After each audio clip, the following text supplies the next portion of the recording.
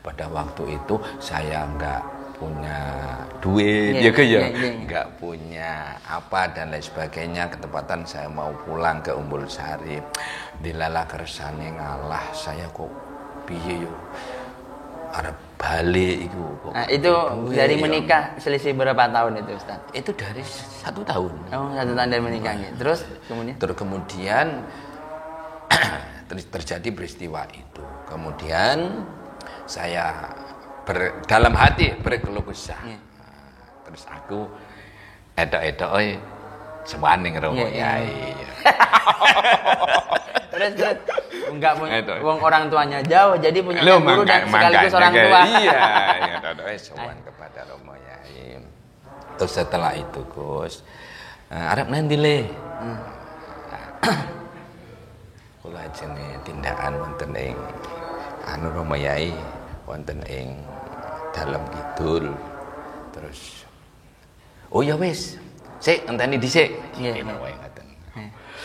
Mantun niku mantun kula ratus sekedap ya wis iki gawe sangu ya wis.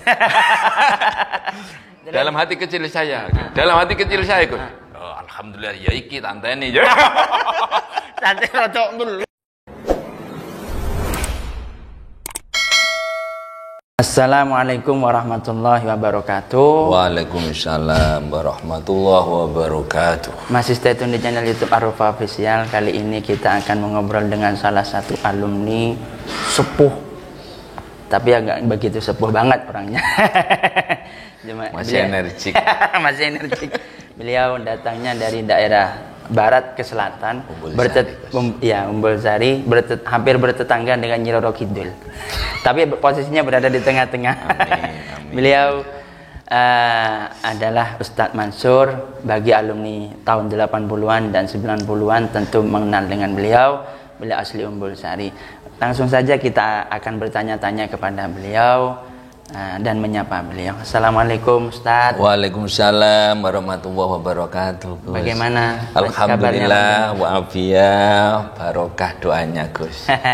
Begini Ustadz, kami semua sebagai santrinya Bayi Muzakisa akan menanya-nanyakan diantaranya salah satunya perjalanan awal mulanya Ustadz Haji Mansur ini, yaitu menjadi santrinya beliau. Itu kejadiannya bagaimana dan gimana? Alhamdulillah Gus, apa yang panjenengan dawuhkan itu sebenarnya kisah yang akan saya ceritakan cukup menarik Gus.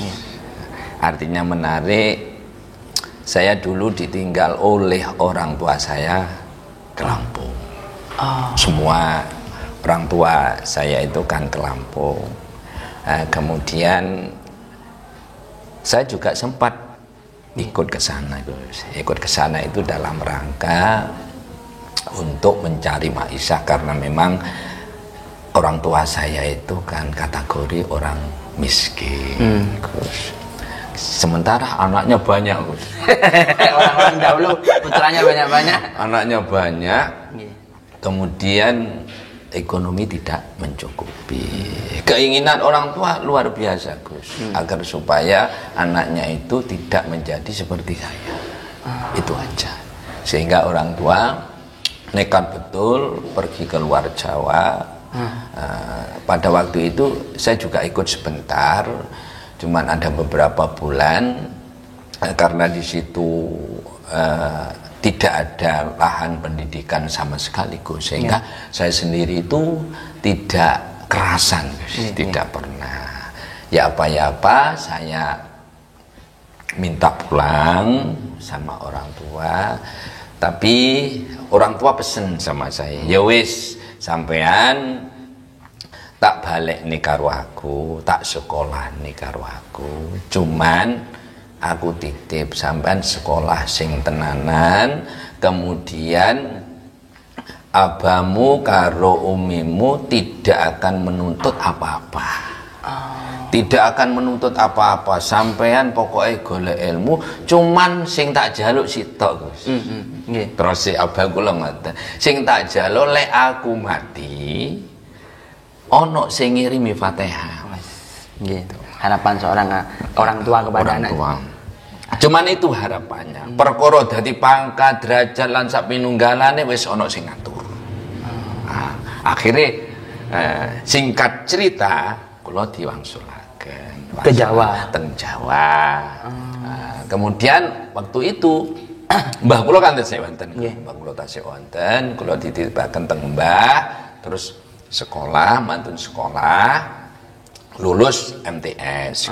Lulus MTS kula kok ajenge pados sekolahan sing ana pondok iki ning ndi ya. Pada waktu itu saya sendiri bingung kok. Nomor satu, saya sendiri sebatang kara tidak ada yang mengantarkan ke sana kemari. Terus kemudian ketika saya kemana-mana, yang jelas kan tidak tahu Jember itu seperti apa. Terus kemudian akhirnya saya nekat Gus, untuk pergi. Pada waktu itu saya daftar langsung di MAN 1 Gus, Kaliwates. Sekolahan saya MAN 1 Wates. Setelah sampai sana, kemudian masuk tes. Setelah itu saya cari Gus tempat-tempat yang sekiranya begitu saya masuk bleng iso kerasan itu ya apa carane. Saya masuk ke Darussalam. Terus kemudian saya lihat teng Astra, Mas Sidik. Terus kemudian saya masuk di Kiai Sufyan itu. Oke, Sufyan, Miftahul Ulum. Terus masuk teng Riyadhus Shalihin.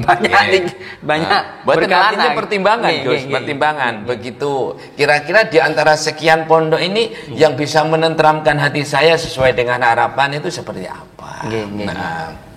Lah pada waktu di Riyadhus Shalihin itu ada teman saya kenal yang namanya Nurul Huda. Nurul Huda itu teman waktu di MTS Tanggul, Gus. Dilala kersane kalah itu diam atau mondok di pesantren Al-Qadiri. Akhirnya saya coba untuk mendeteksi dan mengikuti jejaknya namanya Nurul Huda itu. Begitu masuk teng lokasi pesantren, ya Allah, alhamdulillah saya langsung kerasan Gus. Pada waktu itu langsung saya kerasan. Terus menginjakkan pertama kali menginjak langsung di pondok yang selatan. Begitu masuk pintu gerbang itu yang sebelah barat, begitu masuk sudah adem Gus. Jadi wis kerasan, wis langsung mantep saya. Terus besoknya lagi saya langsung berangkat pun. Besoknya tanpa lagi mikir panjang, tanpa mikir panjang. Gitu gue. Jadi ceritanya seperti itu. Sehingga saya sendiri itu ketika mencari pondok pesantren itu memang tidak ada siapa-siapa. Terus kesan pertama kali jenengan bertemu dengan Syekhona Kiai Haji Muzaki itu bagaimana kesan pertama kali? Kesan pertama Kiai Romo Yai Muzaki itu sangat menakutkan. terus sangat menakutkan. Bahkan ketika saya menghadap pertama untuk mohon izin untuk tabarukan di pondoknya, saya tuh sama sekali yang namanya melihat wajah Romo Yai ini ku belas mboten wonten. Pedih ya Gus. Itu tidak ada lain, saya ya cuman diklu gitu aja apa yang didhawuhkan monggo kersa nggih. Tidak ada kata lain kecuali kata nggih Gus. Itu model seorang santri lah itu ya duka nggih. Pada waktu itu kan dalam kan dereng nyantri sepenuhnya, tapi dalam perasaan saya kok sudah ada semacam setruman batin seperti itu. Sehingga pada saat berikutnya ya Allah, alhamdulillah saya bisa menemukan sosok seorang kiai yang betul-betul saya kagumi, yang betul-betul saya dambakan, dan seperti inilah yang saya cari pada waktu itu. Sehingga begitu saya boyong ke pondok, saya mondok artinya berdomisili di pondok, ya langsung kerasan Gus. Artinya tidak ada pertimbangan-pertimbangan lain. Terus pada waktu itu mengikuti perkembangan dan kegiatan-kegiatan. Sampai jenengan punya saldo 1 ini ya? Iya sampai, iya itu Gus. Saya kan cuman memiliki saldo 1. Nggih, saldo 1. Padahal kula nyuwun ya Allah, lek kerjane Gus, tiap malam Gus. Wah, ini sangat seru sekali. Terus niki lagi Ustaz. Selama dari tahun jenengan kan dari tahun 87 sampai 93. Tentu kan dari 6 tahun ini kan selama menjadi santrinya beliau ada beberapa peristiwa yang di luar nalar sendiri yang Ustadz Haji Mansur ini tidak bisa melupakan sampai sekarang peristiwa itu. Salah satu di antaranya yaitu apa itu Ustadz? Alhamdulillah Gus, kalau berbicara tentang nun sewu kekaromahan atau tentang keajaiban, keanehan-keanehan yang Romo Yai lakukan di hadapan yang langsung Ustadz Mansur Haji Mansur ini mengalami sendiri. Itu banyak sekali.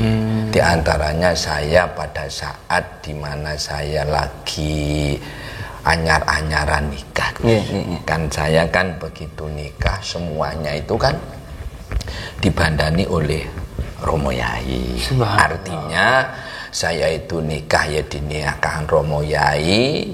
Kan saya nggak punya siapa-siapa Gus, nggak punya siapa-siapa. Yang punya saya itu adalah Romo Yai sama Bu Nyai Gus. Jadi ketika saya jadi kemanten itu kan berangkat dari pondok Gus. Berangkat dari pondok, terus kemudian diiringkan dari pondok, bahkan diantara sekian kemanten pada waktu itu Gus ada 3 manten Gus bareng kawin masal lah. Iya, kawin masa pada waktu itu programnya kok sama, tapi di Lala Kersane ngalah Gus. Romo Yai bersama Bu Nyai bersama keluarga besar itu derek tenggulong ngoten Gus. Pada waktu itu diantarkan sekitar ada 15 kendaraan dari pondok. Jadi setelah ya Allah Gusti, setelah itu Gus, setelah nikah jebret Romo Yai dawuh le sampai tak jaluk sampean kudu manggon ning pondok. Nah, manggon ning pondok di situ kan saya dibikinkan rumah yang sekarang ditempati Mas Ton itu Gus.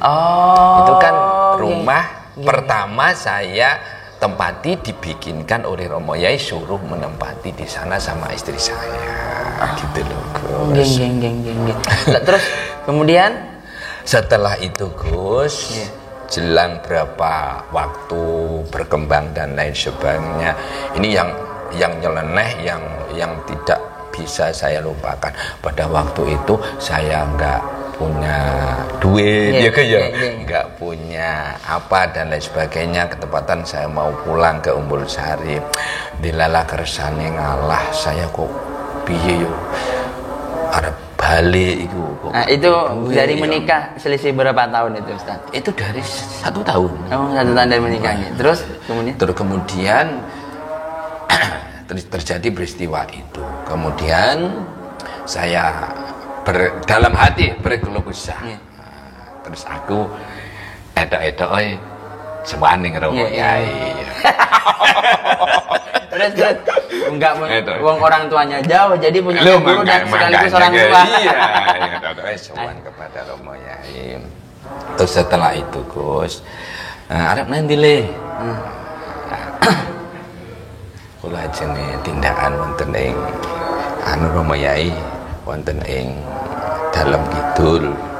Terus oh ya wis, sik enteni dhisik. Kene wae ngoten.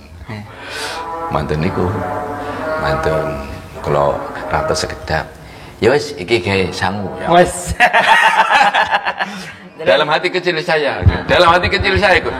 Oh, alhamdulillah ya iki tanteni. Tante rodok ngelung. Sing saya herankan Gus. Nggih. Jeritan hati saya. Iya, yang seperti itu kok didengar oleh, padahal jenengan ndak matur-matur sama sekali. Makanya itulah hal-hal yang seperti itu yang menambah satu keyakinan, dan saya dalam iktikad hati kecil saya walaupun bagaimana harus mengabdi di Al-Qadiri sampai akhir hayat saya. Sebab saya bisa seperti ini sampai sekarang itu barokahnya pesantren, barokahnya doanya Romo Yai, dan semua apa yang saya inginkan, Gus. Terus terang aja, Gus. Bi barokati doa Syekhuna. Dan kula piyambak nggih nuwun sewu tahadus bin nikmah. Apa yang saya inginkan semuanya itu hampir semuanya tercapai, Gus. Barokah manut guru. Barokah manut guru. Kula lek ndonga mboten kata-kata. Ya Allah Gusti, jenengan kabulaken dongane Romo Yai, barokah dongane Romo Yai, muga-muga donga kula nggih jenengan kabulaken. Itu doa yang super luar biasa lah ya. Mboten dawa-dawa, Gus. Mboten dawa-dawa. Ternyata doanya itu enggak usah panjang-panjang. Sampai jenengan ini bisa pergi haji, menunaikan haji lah. Bahkan haji itu sendiri ketika saya itu haji ketika waktu itu punya uang, Gus, 1 juta, Gus. 1 juta. Romo Yai kula badhe daftar haji. Duwe piro le? Namung 1,5 juta. Ya wis, lek duwe dhuwit 1 juta. Iku daftar loro. Sing sampean iku 500, sing gawe bojone sampean 500. Mari iku le. Sampean ojo duwe iku ojo dijikuk-jikuk lek gurung cukup gawe ongkos haji. Engko duwe iku le akan tambah dengan sendirinya dengan bersamaan waktu. Balias dat. Akhirnya Gus, ibarat wong mancing le. Sampean iku mancing ana isine titik utawa gedhe, tapi lek pancing iku ana isine le, pasti mbuh iwak iku cilik mbuh gedhe pasti mara.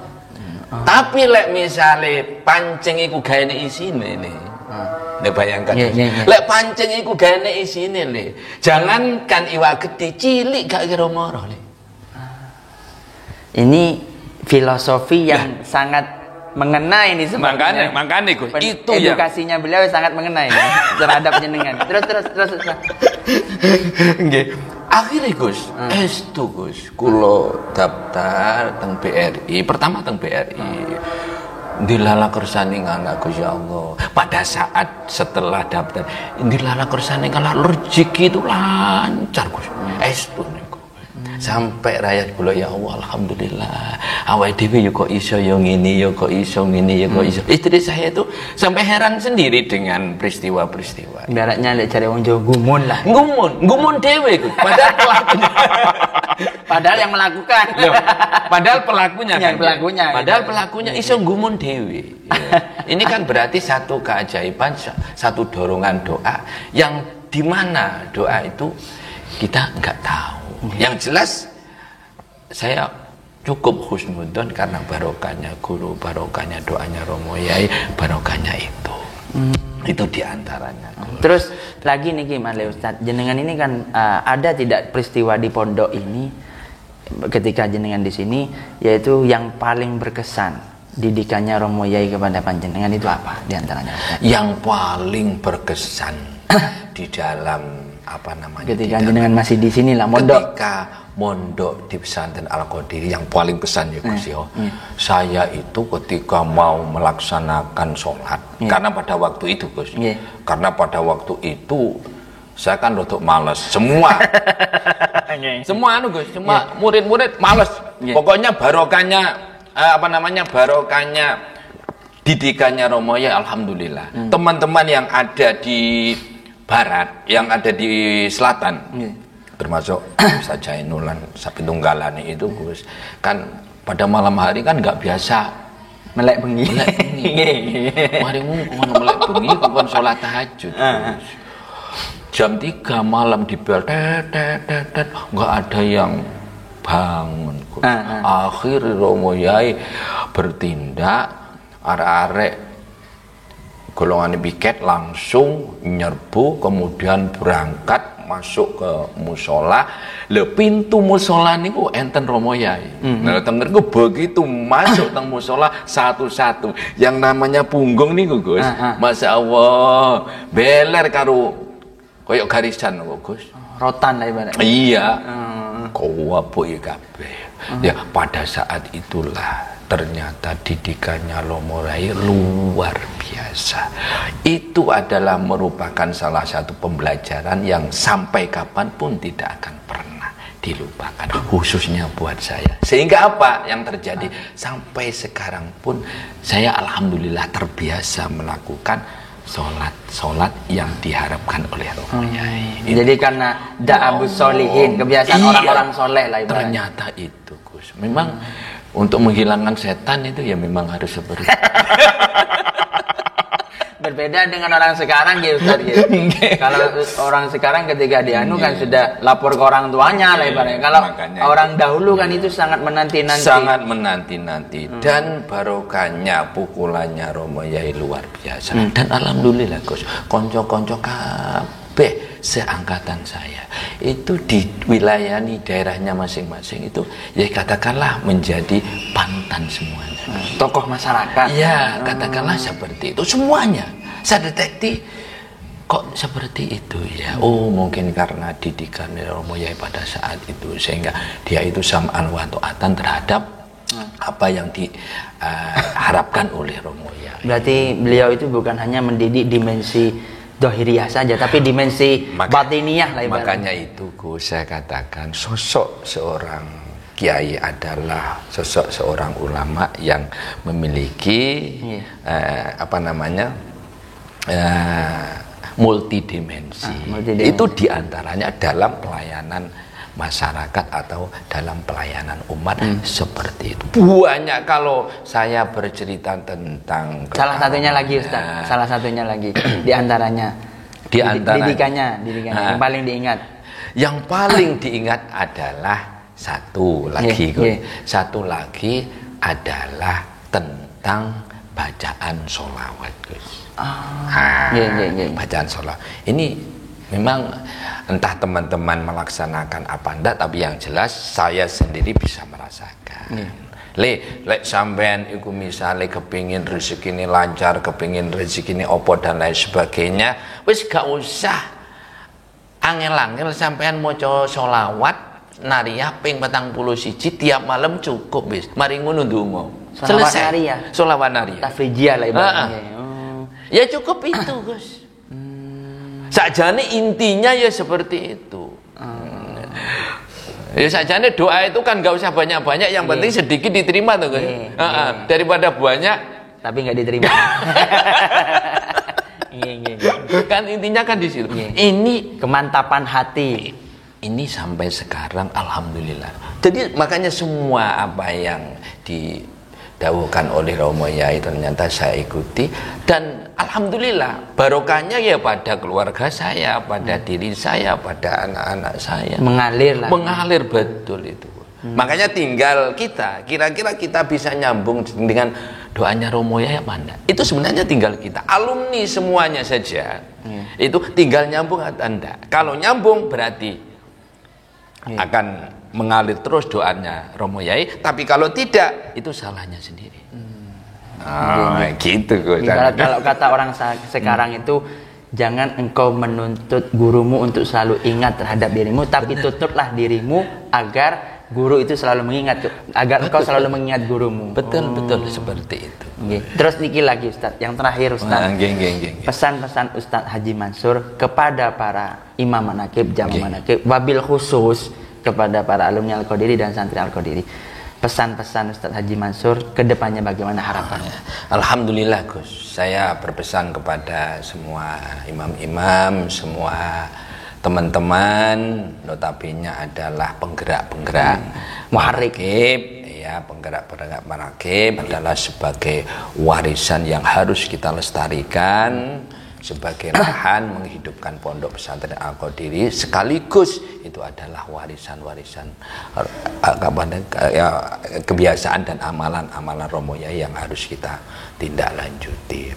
Kemudian yang perlu diingat adalah ketika para imam itu misalkan memang dekatnya imam kepada Romo Yai atau dekatnya santri kepada Romo Yai itu Gus, itu sebenarnya juga merupakan salah satu ujian dan tantangan Gus. Tantangan betul. Bukan berarti seorang imam, seorang santri kemudian dicintai oleh Romo Yai itu bukan berarti harus senang, tidak. Itu malah harus lebih waspada. Harus lebih waspada. Sebab kalau misalkan dekatnya dengan Romo Yai tidak mengimbangi dengan apa yang diaturkan Romo Yai, itu akan terbakar. Jadi ibarat, atau saya mengibaratkan itu adalah antara panasnya, merahnya besi dan merahnya api.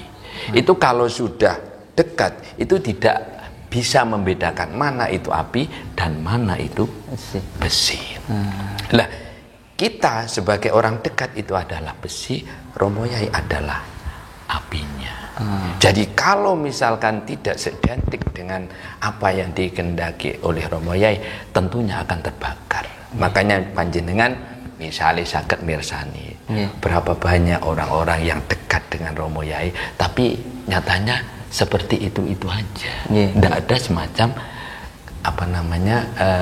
kehebatan yang berarti. Atau bahkan dia itu memusuhi atau bagaimana, atau bahkan menjadi hal-hal yang lain yang tidak diharapkan oleh Romo Yai. Itu banyak.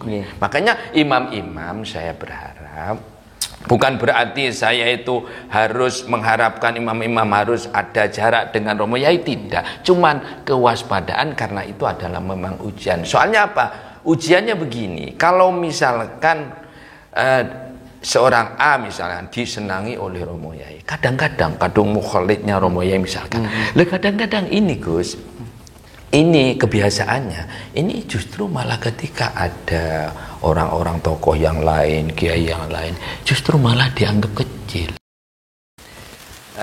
Jangan lupa dukung channel Ar-Rofa Official dengan like, comment, share, and subscribe. Pemaparan beliau itu yang sangat super luar biasa. Ada beberapa poin kesimpulan yang bisa saya sampaikan, bahwa jangan menuntut dirimu, jangan menuntut gurumu untuk selalu ingat kepadamu, tapi tuntutlah dirimu agar engkau selalu mengingat gurumu. Jadi guru itu jangan dibebani untuk mengingat engkau, tapi bebanilah dirimu sendiri untuk mengingat gurumu. Benar. Karena kesuksesan engkau itu berada di tangan kedua orang tua, mertua, dan gurumu. Kiranya itu saja yang bisa saya sampaikan. Kurang lebihnya saya mohon maaf. Wabillahi taufiq walhidayah. Wassalamualaikum warahmatullahi wabarakatuh. Waalaikumsalam warahmatullahi wabarakatuh.